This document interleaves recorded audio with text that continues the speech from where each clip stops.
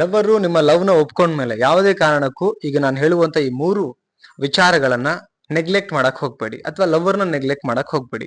ಅದರಿಂದ ಏನೇನ್ ಪ್ರಾಬ್ಲಮ್ ಆಗುತ್ತೆ ಅದು ನೋಡ್ಕೊಂಡ್ ಬರೋಣ. ಅದಕ್ಕಿಂತ ಫಸ್ಟ್, ಚಾನಲ್ಗೆ ಹೊಸಬರಾಗಿದ್ರೆ, ಫಸ್ಟ್ ಟೈಮ್ ವಿಡಿಯೋ ನೋಡ್ತಾ ಇದ್ರೆ ದಯವಿಟ್ಟು ಸಬ್ಸ್ಕ್ರೈಬ್ ಮಾಡಿ. ನಿಮ್ಮ ಸಪೋರ್ಟು ನಮ್ಗಿರ್ಲಿ ಅಂತ ಹೇಳ್ದ ಆದಷ್ಟು ಬೇಗ ಫ್ರೀಯಾಗಿ ಒಂದು ಸಬ್ಸ್ಕ್ರೈಬ್ ಮಾಡೋದ್ರಿಂದ ನಮ್ಗೆ ಏನ್ ಮೋಟಿವೇಶನ್ ಸಿಗುತ್ತೆ, ಒಂದು ಪ್ರೀತಿ ಸಿಗುತ್ತೆ. ಸೊ ಅದರಿಂದ ಮತ್ತಷ್ಟು ಒಳ್ಳೊಳ್ಳೆ ವಿಡಿಯೋಗಳನ್ನು ಮಾಡಬೇಕು ಅಂತ ಅನ್ಸುತ್ತೆ. ಅಂಡ್ ಕೌನ್ಸಿಲಿಂಗ್ ಬೇಕು ಅಂದ್ರೆ ಸ್ಕ್ರೀನ್ ಮೇಲೆ ನಂಬರ್ ಹಾಕಿರ್ತೀನಿ, ಕಾಂಟ್ಯಾಕ್ಟ್ ಮಾಡಿ. ಅದಕ್ಕೆ ಫೀಸ್ ಇರುತ್ತೆ, ಫ್ರೀ ಇರಲ್ಲ. ಓಕೆನಾ? ಫಸ್ಟ್ ಪಾಯಿಂಟ್ ಏನಂತ ಹೇಳಿದ್ರೆ, ಲೈಕ್ ನಿಮ್ಮ ಲವರ್ ಒಪ್ಕೊಂಡ್ಮೇಲೆ ಯಾವ ತಪ್ಪು ನೀವು ಮಾಡಬಾರ್ದು ಅಂತ ಹೇಳಿದ್ರೆ, ಸಮಯ ಕೊಡೋದು ಕಡಿಮೆ ಮಾಡೋದನ್ನ ನಿಲ್ಲಿಸಬೇಕು. ಎಕ್ಸಾಂಪಲ್, ನೀವು ಸಮಯ ಕೊಡೋದು, ಲವರ್ ಒಪ್ಕೊಂಡಿದ್ದಾರೆ ಬಿಡು, ಒಂದು ಲೈಕ್ ಪ್ರೀತಿ ಒಪ್ಕೊಳ್ಳೋಕಿನ ಮುಂಚೆ ಅವ್ರನ್ನ ಇಂಪ್ರೆಸ್ ಮಾಡಿ ಅಥವಾ ಅವ್ರಿಗೆ ಕನೆಕ್ಟ್ ಆಗ್ಬೇಕು ತುಂಬಾ ಸಮಯ ಕೊಡ್ತೀವಿ. ತುಂಬಾ ಸಮಯ ಕೊಟ್ಟು ಅವಾಗ ಒಂದು ಎಕ್ಸೈಟ್ಮೆಂಟ್ ಇರುತ್ತೆ, ಎಲ್ಲ ಇರುತ್ತೆ. ಇವ್ರು ಸಿಕ್ಬಿಟ್ಟಿರ್ತಾರಲ್ಲ, take it for easy, granted, ಈ ತರ ಫೀಲ್ ಇರಬಾರ್ದು.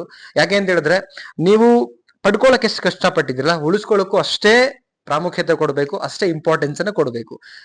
ಸಪೋಸ್ ನೀವೇನಾದ್ರು ಉಳಿಸ್ಕೊಳ್ಳೋಕೆ ಅಷ್ಟು ಪ್ರಾಮುಖ್ಯತೆ ಕೊಟ್ಟಿಲ್ಲ ಅಂದ್ರೆ, ಪಡ್ಕೊಳ್ಳಿಕ್ಕೇನು ಆಹಾರ ಸಾಹಸ ಪಟ್ಟಿದ್ದೀರಲ್ಲ, ಅದಕ್ಕೇನು ಅರ್ಥನೇ ಇರಲ್ಲ ನಿಮ್ ಲೈಫಲ್ಲಿ.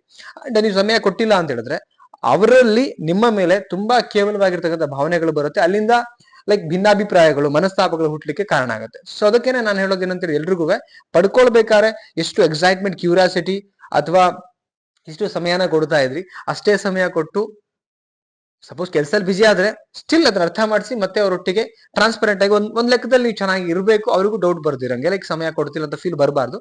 ಅದನ್ನ ಅರ್ಥ ಮಾಡಿಸಿ ಅವರೊಟ್ಟಿಗೆ ನೀವು ಚೆನ್ನಾಗಿರೋದು ಒಳ್ಳೇದು ನನ್ನ ಪ್ರಕಾರ. ಓಕೆ, ಸೆಕೆಂಡ್ ಪಾಯಿಂಟ್ ಏನಂತ ಹೇಳಿದ್ರೆ, ನಿರ್ಲಕ್ಷ್ಯ ಭಾವನೆ. ಇದಾರೆ ಬಿಡು, ಅವರೇ ಅಲ್ಲ, ಈ ಭಾವನೆ ಬರಲೇಬಾರ್ದು. ಆಕ್ಚುಲಿ ಎವ್ರಿ ಡೇ ನಲ್ಲಿ ಏನನ್ಬೇಕು ಅಂತ ಹೇಳಿದ್ರೆ, ಸೊ ಅವ್ರು ನೀವ್ ಏನೇ ಮಾತಾಡಿ ಅಥವಾ ಏನೇ ಶೇರ್ ಮಾಡ್ಕೊಳ್ಳಿ, ಅದ್ರಲ್ಲೊಂದು ಎಕ್ಸೈಟ್ಮೆಂಟ್ ಇರಬೇಕು. ಅಂಡ್ ನಿರ್ಲಕ್ಷ್ಯ ಮಾಡಬಾರ್ದು, ಇಂಪಾರ್ಟೆನ್ಸ್ ಅಂತ ತಗೋಬೇಕು ಅವ್ರನ್ನ. ಗಂಡ ಆಗ್ಲಿ, ಹೆಂಡತಿ ಆಗ್ಲಿ, ಹುಡುಗ ಆಗ್ಲಿ, ಹುಡುಗಿ ಆಗ್ಲಿ, ಇವ್ರ ಇಂಪಾರ್ಟೆನ್ಸ್ ನಮ್ ಲೈಫ್ಗೆ, ಈ ಒಂದು ಫೀಲ್ ಇರ್ಬೇಕಾಗತ್ತೆ. ಈ ಫೀಲ್ ಇಲ್ಲ ಅಂತ ಹೇಳಿದ್ರೆ, ಈಗ ನೀವು ನಿರ್ಲಕ್ಷ್ಯ ಮಾಡಿದಾಗ ಅವ್ರಿಗೆ ಏನಾಗುತ್ತೆ? ಸಪೋಸ್ ಅವ್ರು ನಿಮ್ಮ ನಿರ್ಲಕ್ಷ್ಯ ಮಾಡೋದು ನಿಮಗೆ ಅನ್ಸುತ್ತೆ, ಆಸ್ ಇಟ್ ಇಸ್ ಅವ್ರಿಗೂ ಫೀಲ್ ಬರುತ್ತೆ. ನಿರ್ಲಕ್ಷ್ಯ ಮಾಡಿದಾಗ ನಿಮ್ಮ ಮೇಲೆ ಪ್ರೀತಿ ಆಟೋಮೆಟಿಕ್ಲಿ ಡೌನ್ ಆಗ್ತಾ ಬರುತ್ತೆ. ಹೌದು. ಆಮೇಲೆ ಹೆಂಗೆ, ನಿರ್ಲಕ್ಷ್ಯ ಮಾಡ್ತಿರ್ಬೇಕಾದ್ರೆ ಅವ್ರಲ್ಲಿ ಕಣ್ಣೀರು ಬರುತ್ತೆ, ಕೋಪ ಬರುತ್ತೆ, ಒಂಟಿತನನೂ ಆಗುತ್ತೆ, ಎಲ್ಲಾನು ಆಗುತ್ತೆ. ಅವಾಗ ಏನಾಗುತ್ತೆ, ಇವರು ನಮ್ಮನ್ನ ಇಷ್ಟಪಡ್ತಿಲ್ಲ, ಇಷ್ಟಪಡೋದ್ರ ನಾಟಕ ಮಾಡಿದ್ರು. ನಿಮ್ದು ನಿಜ ಪ್ರೀತಿನೇ ಇರುತ್ತೆ, ಬಟ್ ಯಾವ್ದೋ ಕಾರಣ ನಿರ್ಲಕ್ಷ್ಯ ಮಾಡ್ತೀರಾ ಅನ್ಕೊಳ್ಳಿ. ಅವಾಗ ಏನ್ ಥಿಂಕ್ ಮಾಡ್ತಾರೆ, ಇವ್ರ ನಾಟಕ ಪ್ರೀತಿ, ಬೇರೆ ಇನ್ಯಾರ್ದೋ ಒಟ್ಟಿಗೆ ಇರ್ಬೇಕು, ನಮಗ್ ಪ್ರೀತಿ ಕೊಡ್ತಿಲ್ಲ. ಆಕ್ಚುಲಿ ಫ್ಯಾಮಿಲಿ ಚೆನ್ನಾಗಿರ್ಲಿ ಅಂತ ದುಡಿತೀವಿ, ಎಲ್ಲಾ ಮಾಡ್ತೀವಿ.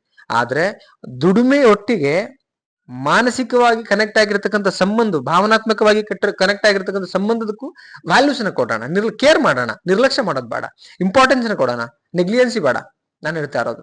ಓಕೆ, ನಾವು ಬೇಕು ಅಂತ ಅವ್ರನ್ನ ನಮ್ಮ ಲೈಫ್ ಅಲ್ಲಿ ಕಷ್ಟ ಬಿದ್ದಿ ಅಥವಾ ಹೆಂಗೋ ಕನೆಕ್ಟ್ ಮಾಡ್ಕೊಂಡು ನಿಮ್ ಜೊತೆಗೆ ಇರಿಸ್ಕೊಂಡಿದೀವಿ ಅಂದ್ಮೇಲೆ ಅದಕ್ಕೂ ಒಂದು ವ್ಯಾಲ್ಯೂಸ್ ಕೊಡೋಣ ಅಂತ ನನ್ನ ಒಪಿನಿಯನ್. ಓಕೆ, ಥರ್ಡ್ ಪಾಯಿಂಟ್ ಏನಂತ ಹೇಳಿದ್ರೆ, ನಂಬಿಕೆ ದ್ರೋಹ ಅಂಡ್ ಮಿಸ್ಅಂಡರ್ಸ್ಟ್ಯಾಂಡಿಂಗ್, ವೆರಿ ಇಂಪಾರ್ಟೆಂಟ್. ಏನ್ ನಂಬಿರ್ತಾರೆ, ಸಮಟೈಮ್ಸ್ ತಪ್ಪುಗಳು ನಡೆದೋದಾಗ ಮತ್ತೆ ಆ ನಂಬಿಕೆ ರೀಬಿಲ್ಡ್ ಮಾಡ್ಕೊಳ್ಳಿ. ಡಿಸ್ಟ್ರಾಕ್ಟ್ ಮಾಡ್ಕೊಂಡಾಗ ರೀಬಿಲ್ಡ್ ಮಾಡ್ಕೊಳ್ಳಿ, ಚೆನ್ನಾಗಿರೋಕ್ ಟ್ರೈ ಮಾಡಿ. ಓಕೆ, ಮತ್ತೆ ರೀಬಿಲ್ಡ್ ಮಾಡ್ಬೇಕು ನಮ್ಗೆ. ಅವಾಗ ಅಗೇನ್ ನೀವು ಮತ್ತೆ ಸರಿ ಹೋಗ್ಲಿಕ್ಕೆ ಸಾಧ್ಯ ಇದೆ. ಅಂಡ್ ಮಿಸ್ಅಂಡರ್ಸ್ಟ್ಯಾಂಡಿಂಗ್ ಆಗಿರುತ್ತಲ್ಲ, ಅಂಡರ್ಸ್ಟ್ಯಾಂಡ್ ಮಾಡ್ಸೋಕ್ ಟ್ರೈ ಮಾಡಿ. ಮಿಸ್ಅಂಡರ್ಸ್ಟ್ಯಾಂಡಿಂಗ್ ಆಗಿದ್ದು ಹಂಗೆ ಬಿಟ್ಬಿಡ್ಬೇಡಿ, ಅಗೇನ್ ಮಾತಾಡಿ, ಅಗೇನ್ ಕುತ್ಕೊಳ್ಳಿ. ಇಲ್ಲ ಹೊರಗಡೆ ಹೋಗ್ಬಿಟ್ಟು ಬನ್ನಿ, ಪ್ಲೇಸ್ ಚೇಂಜ್ ಮಾಡ್ಕೊಂಡು ಅಲ್ಲಿ ಕೂರ್ಸ್ಕೊಂಡು ಹೇಳಿ, ಶಾಂತವಾಗಿ ಕೂರ್ಸ್ಕೊಂಡು ನೀಟಾಗಿ ಹೇಳಿ, ಏನ್ ಪ್ರಾಬ್ಲಮ್ ಇತ್ತು, ಹಿಂಗ್ಯಾಕಾಯ್ತು, ಏನಾಯ್ತು, ನೆಕ್ಸ್ಟ್ ಅದು ಆಗತ್ತೆ ಇಲ್ವಾ, ಅಥವಾ ಏನಂತ ನಿಮ್ಮ ನೀವು ಇಂಟ್ರೊಡ್ಯೂಸ್ ಮಾಡಿಸಿ ಆ ಸಿಚುವೇಶನ್ ನ. ಓಕೆ, ಇದು ಮಾಡ್ತಿರ್ಬೇಕಾದ್ರೆ ಏನಾಗತ್ತೆ, ಸೊ ಅಲ್ಲಿ ನಿಮ್ ಸಂಬಂಧನ ಸರಿಪಡಿಸ್ಕೊಳಕ್ ಒಂದು ದಾರಿ. ಒಂದು ಎರಡನೇದು, ಲವ್ವರ್ನ ಒಪ್ಕೊಂಡ್ಮೇಲೆ ನಿಮ್ ಜೀವನಕ್ಕೆ ಬಂದ್ಮೇಲೆ ಇದೆಲ್ಲ ಮಾಡಿದ್ರೆ, ಈ ತಪ್ಪುಗಳನ್ನು ಮಾಡಿದ್ರೆ, ನಿರ್ಲಕ್ಷ್ಯ ಮಾಡೋದು, ಮಿಸ್ಅಂಡರ್ಸ್ಟ್ಯಾಂಡಿಂಗ್ ಮಾಡ್ಕೊಳ್ಳೋದು ಅಥವಾ ನಂಬಿಕೆ ದ್ರೋಹ ಮಾಡಿದ್ರೆ ನಿಮ್ಮಲ್ಲಿ ಪ್ರೀತಿ ಕಡಿಮೆ ಆಗ್ಬಿಟ್ಟು, ಸೊ ಅದಾದ್ಮೇಲೆ ಅವ್ರಿಗೆ ಎಲ್ಲಿ ಪ್ರೀತಿ ಸಿಗುತ್ತೆ ಅಲ್ಲಿ ಕನೆಕ್ಟ್ ಆಗೋ ಸಾಧ್ಯತೆಗಳಿರುತ್ತೆ. ಸಹಜವಾಗಿ ಎಲ್ರಿಗೂ ಒಂದು ಮನುಷ್ಯ ಎಲ್ಲ, ಬಟ್ ಹೋಗ್ಲಿ ಅಂತ ನಾ ಹೇಳ್ತಿಲ್ಲ, ಅವರಲ್ಲಿ ಆ ಭಾವನೆಗಳು ಮೂಡ್ಲಿಕ್ಕೆ ಶುರು ಆಗತ್ತೆ, ಅದಕ್ಕೆ ಹೇಳ್ತಾ ಇದ್ದೀನಿ.